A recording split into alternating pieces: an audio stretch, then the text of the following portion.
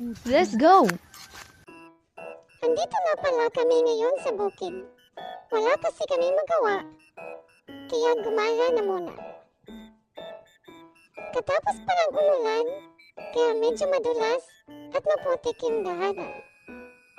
Naboborn kasi siya, kaya ginala na muna. Kung mapapansin niyo, may dala-dala siyang piraso ng kahoy. Kala niyo tungkod, no? Nakakakad talaga yan. Napipilay-pilayan lang. Hilig din kasi ng kaibigan namin yan ang pag-arte. Wow! Kaya sa susunod, mag-aartista talaga yan.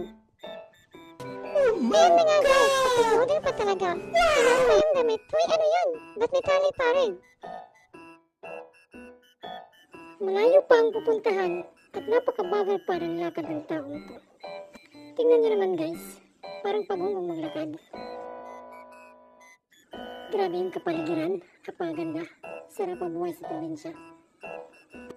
Sariwang hangin, malinis na tubig, may mga hayop, gaya ng taong to. Patuloy sa paggala, patuloy din sa pagsusuot. Kung saan-saan na kami dumadaan. Suot dito, suot doon, liko dito, liko doon.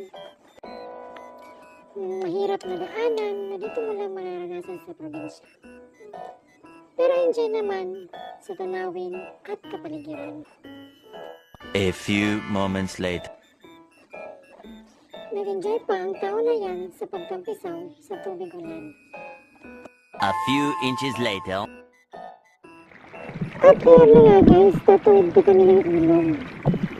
Nagpa-sexy pa talaga yan, tatuwid lang naman. Kita niyo naman yung katawan niya. Parang si Max Poyens lang.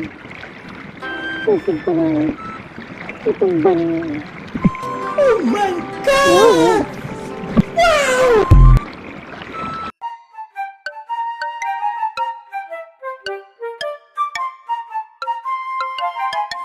Unang titig pa lang mapapasabi ka talaga ng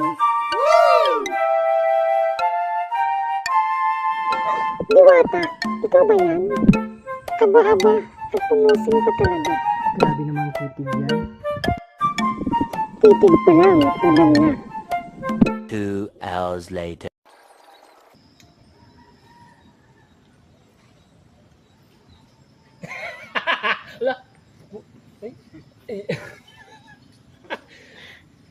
Tabi ka mo ah. Nagurugyak na kami.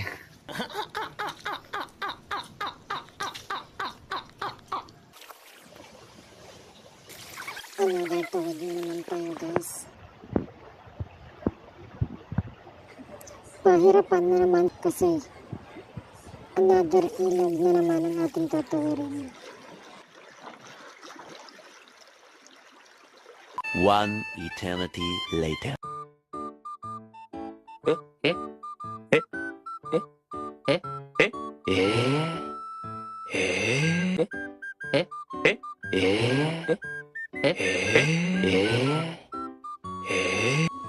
Hanggang dyan lang muna tayo guys. Babu!